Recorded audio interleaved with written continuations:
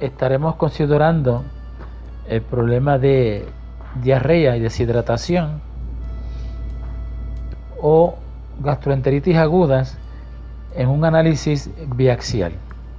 La fase 1 en el análisis biaxial es la viñeta o el resumen del caso, que por lo general es escueto y adaptado a la realidad de lo que se está viendo y la información que se obtiene cuando el paciente se admite.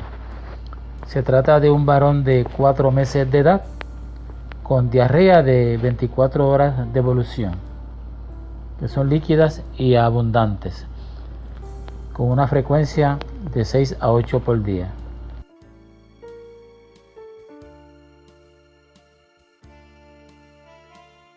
En el historial pasado hay documentado alergia a la leche, alergia a la proteína de la leche. En el historial familiar no hay enfermedades que contribuyan al análisis del caso. En el examen físico está afebril y presenta una desviación del cuello. En la piel hay disminución del turgor y en los laboratorios un contagio en sangre de 9.000 blancos. Pasamos entonces a la fase 2, donde hacemos la identificación de problemas y lo ubicamos en el eje A. El problema que se identifica es diarrea y deshidratación. Y un diagnóstico de trabajo es gastroenteritis aguda, el cual se maneja por la edad del paciente con líquidos intravenosos y descontinuando la alimentación por boca temporalmente. Como diagnóstico de trabajo número 2, porque son los diagnósticos que tenemos que establecer para manejar el paciente mientras se hacen los estudios, es la deshidratación, que es de leve a moderada. Para este diagnóstico, este problema identificado, se inician líquidos intravenosos y lo mismo, si el paciente se pone en nada por boca. La intolerancia a la leche, que sería el número 3, se incorpora porque, aunque no es un diagnóstico de esta admisión, podría ser pertinente, ya que un paciente que ha tenido algún tipo de insulto alérgico a la mucosa intestinal, podría esto estar de alguna manera afectando la manifestación del cuadro actual, aunque no sea la causa inmediata, ya que el paciente está en una fórmula hipoalergénica, un hidrolizado de proteína. El cuarto diagnóstico es la tortícolis congénita. O sea, el paciente está con el problema desde que nació. Aquí lo tiene, lo presenta como parte entonces del examen físico.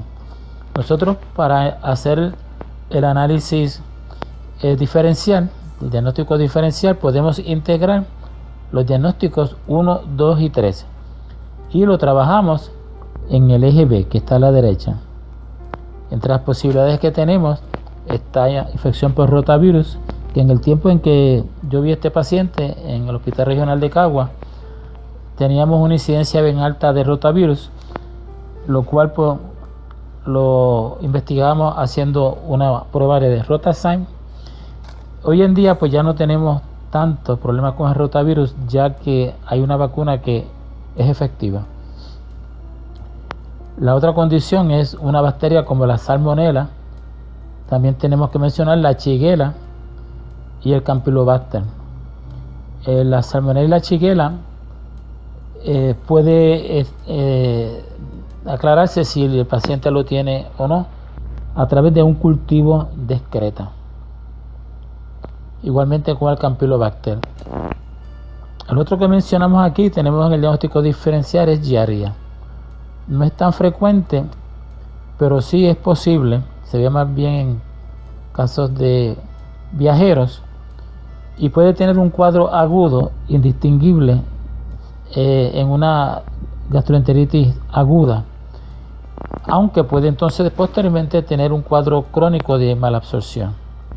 Con una prueba de smear de la excreta, o sea, un extendido para análisis por el microscopio, se puede descartar al observar ya sea huevos o los parásitos, los protozoarios como tal. Los huevos más bien se verían en una excreta, o los quistes, en una excreta regular. En este caso más bien estaríamos buscando la presencia de los protozoarios. Tenemos entonces la Yersinia, que también se trabajaría de una manera parecida a lo que mencionamos previamente. El síndrome de Munchausen lo consideramos, aunque no tenemos muchos criterios, pero siempre hay que tenerlo presente, porque como sabemos es una condición que los síntomas están siendo inducidos por los padres para tener una ganancia secundaria, pues en este caso se descarta fácilmente por el historial. La posibilidad de una sepsis en esta edad, un paciente de 4 meses, donde sabemos que su sistema inmunológico todavía está inmaduro, siempre hay que considerarlo, aunque no está presentando fiebre, en un cuadro de una sepsis franca. En este caso, pues podría ser un tanto opcional si vamos a hacer un cultivo de sangre, pero lo incluimos porque no es algo que debemos dejar de hacer a prima facie, sino que hay que tenerlo presente como una investigación necesaria. La alergia a la caseína, que es la proteína de la leche, es un cuadro que ya está diagnosticado antes del paciente ser admitido. Sin embargo, a nosotros nos interesa saber si ha habido algún tipo de indiscreción en la observación de la dieta, y esto lo podríamos pues investigar haciendo también un extendido de las heces fecales para buscar leucocitos, particularmente la presencia de eosinófilos. Infección de orina, UTI, Urinary Tract Infections, es algo que en un paciente infante, como este caso de 4 meses, habría que considerar, porque algunos casos de infecciones de orina en esta edad pueden presentarse con un cuadro no definido, inespecífico, de gastroenteritis, de enteritis. El uso de drogas pues se descarta también a través de el historial, serían los criterios que utilizaríamos. Fíjense que siempre planteamos la posibilidad, inmediatamente vamos de una manera escueta, precisa, y planteamos el criterio. El criterio debe ser uno aceptado con base científica. Los disturbios electrolíticos como una posibilidad de esta complicación, pues obviamente siempre hay que investigarlo, y esto se hace a través de una determinación de los electrolitos en suero. En este caso se hizo y estuvo descartado. El último diagnóstico que estamos viendo es el de tortícolis congénita, que lo incluimos como parte del análisis, aunque no es parte de la condición aguda que está teniendo el paciente. Las posibilidades en este caso son la agénesis del esternocleidomastoideo, que se puede determinar como criterio a través del examen físico. En este caso fue descartado. La otra posibilidad es que sea una tortícolis posicional. También el criterio que se utilizaría en este caso sería el de exclusión, porque no sabemos, ¿verdad? Realmente no tenemos los datos, por lo tanto dependeríamos de excluir otras posibilidades.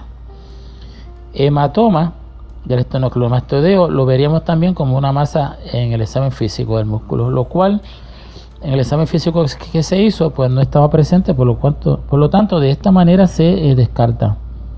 Una lesión de las vértebras cervicales, la única forma que podríamos descartarlo es a través de una placa de las vértebras cervicales, lo cual se hizo y también se eliminó esta posibilidad. Fíjense que la mayor parte de las veces no debemos incluir laboratorio en el eje A. Si aparece la prueba en el eje B, hay que mantener congruencia entre el eje A y el eje B. Vamos entonces a la fase 3A, que es la conceptualización. El diagnóstico diferencial se lleva a cabo por etiologías.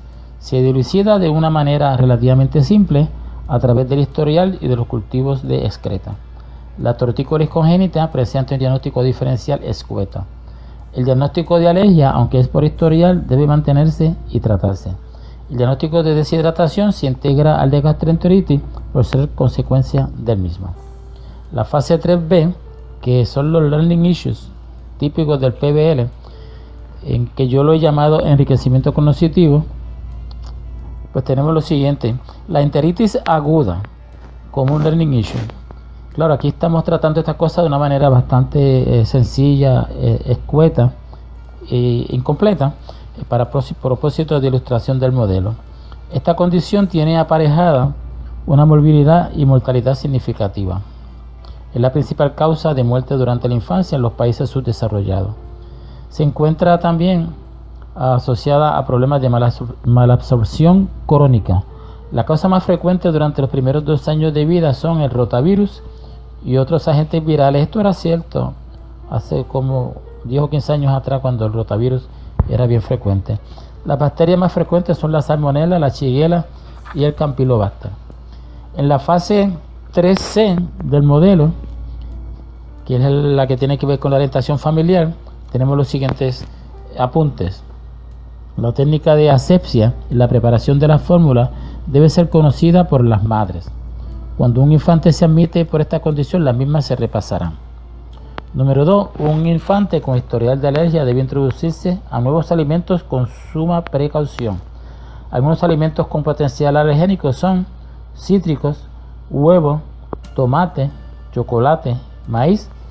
A la edad de este paciente, obviamente ninguno de estos alimentos está incluido, aunque a veces puede haber un grado de ignorancia que pueda hacer que alguien inadvertidamente exponga al infante de esta edad a estos alimentos. El 3. Cuando surge la diarrea, el encargado llamará al pediatra y comenzará con la administración de una solución electrolítica oral, como por ejemplo el Pedialite. Los signos de peligro a observar son los siguientes. Este sería el punto número 4 de la orientación familiar. Muy importante, tanto los padres como los profesionales deben estar pendientes de la hipoactividad, porque esto indicaría un grado de deshidratación severo, un disturbio electrolítico o infección generalizada, ojos hundidos, fiebre y convulsiones.